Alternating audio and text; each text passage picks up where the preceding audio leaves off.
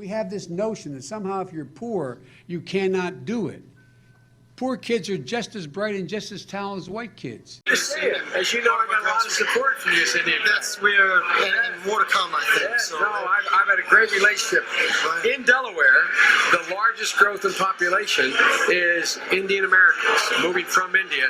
You cannot go to a 7-Eleven or a Dunkin' Donuts unless you have a slight Indian accent. I'm not joking. If you have a problem figuring out whether you're for me or Trump, and you ain't black. It don't have nothing to do with Trump. It has to do with the fact I want something for my community. I would love to see. Take a look at my record, man. The reaction swift and furious. This from the Senate's only black Republican. That is the most arrogant, condescending comment I've heard in a very long time. 1.3 million African Americans voted for Trump. He's saying to 1.3 million African Americans that you're not black?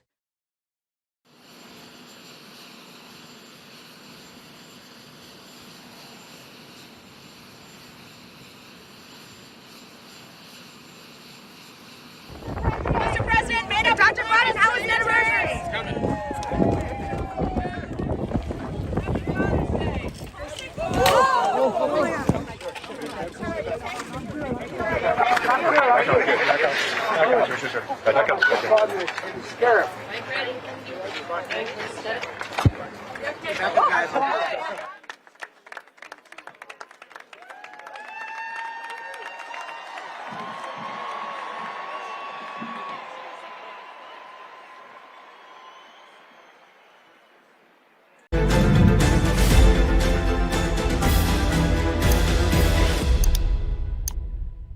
The president made a complete fool of himself during a diplomatic visit to Vietnam this week.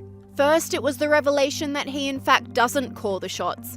It is evening, isn't it? You know, there's that, one of my staff members said, remember the famous song, you know, Good Morning Vietnam? Well, good evening, Vietnam. I'm just following my orders here.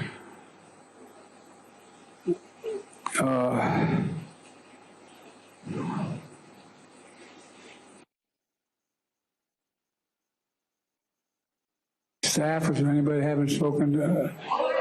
No, I ain't calling on you. Now it's that's going to come to fruition in the G20, is making sure that we build a railroad all the way across the African continent. Think about it. It's just following orders, folks. That was the president on Sunday in Vietnam during a press conference. And as always, the president has a cheat sheet with the questions he's likely to be asked and the names of those likely to ask it. And he still manages to stuff it up.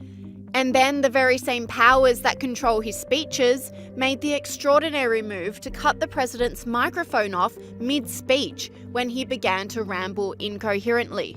And nowadays, his staff don't even let him finish before they abruptly end a press conference. Have a look at this. Had access to change it, had access.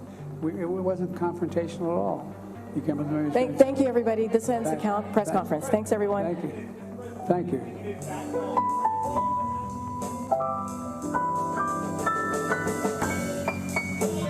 Are you bringing the U.S. strategic interests above the rights here in Vietnam? He also made a bizarre comment about needing to go to bed. Nobody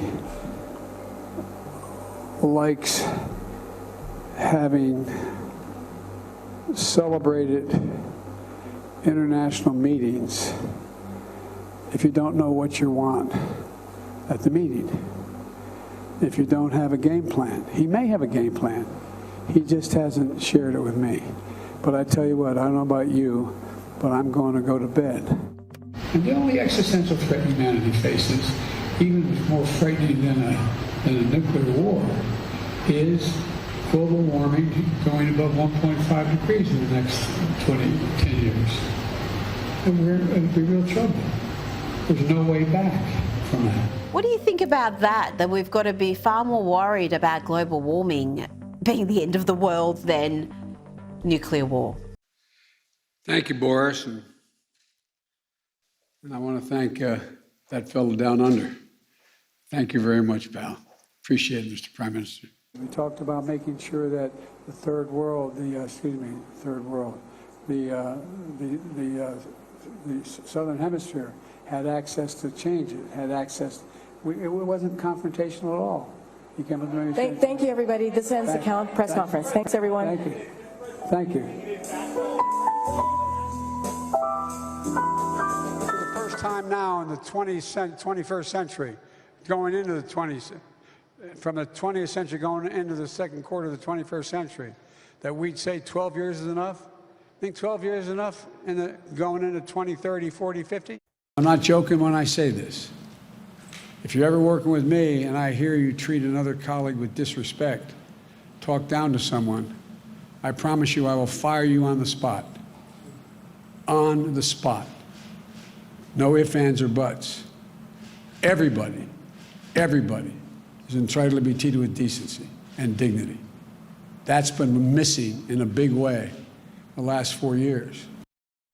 So you hear that, and then there's the moment when he was calling a Fox reporter a stupid SOB. Not my words. You know what? Let me play it. You know it's not Laura Coates' words. Listen to this. Will you take questions on inflation then? Let's move. Thank you. Thank you Do you all. think inflation is a political liability ahead of the midterms? That's a great asset. More inflation.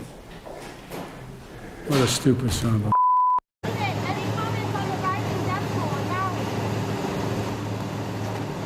Will you come talk about the Hawaii response, Mr. President? Time for the morning buzz, and that was President Biden dodging questions on the deadly Hawaiian wildfires. Biden seen relaxing on the beach during another weekend trip to Delaware as the fires were raging out of control. White House Press Secretary Karine Jean-Pierre questioned on why he hasn't spoken about the disaster yet. Watch this. Has the president given any advice that he should not speak about Hawaii at this point? You could expect to hear from the president on this issue. Clearly, it is something that is deeply concerning to him when it comes to the wildfires that we have seen in Maui. I'm asking about the president.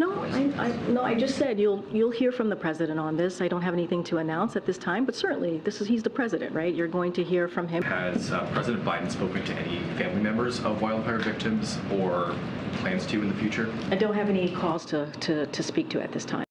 It's a layup question, Cheryl. This isn't asking about the Hunter Biden scandal, for which, from a legal perspective, the lawyer in me says, hey, you might want to throw a few no comments there. This is asking about death and destruction for which the American people and all people turn to a leader for soothing comments in a time of sadness. This is an easy one. The statement should be, my heart goes out to the people of Lahaina, the people of Maui. We're praying for them. We're going to get them the resources that they need to recover. That's it. That's simple. That shows to me either one of two things. Either he is a heartless, cruel individual. Hey, President Biden, where are you? And that just underscores the confusion with this lack of a statement. You'd think at least from a political perspective, you would say something in regard to the people that voted for you, yet you're not saying anything. So I'm from Delaware. I've got to put Delaware State up there. The president of Delaware State used to work for me, went and got his doctorate and said, this is not the good job. I'm going to be president of the university. But all kidding aside, of course, President Harris is a proud Howard alum. She might have something to say about Delaware State. It was also Kamala's birthday. She turned 30. And happy birthday to a great president. That's why I asked President Harris to travel to the region last August. President Harris and I stood in the United States Capitol.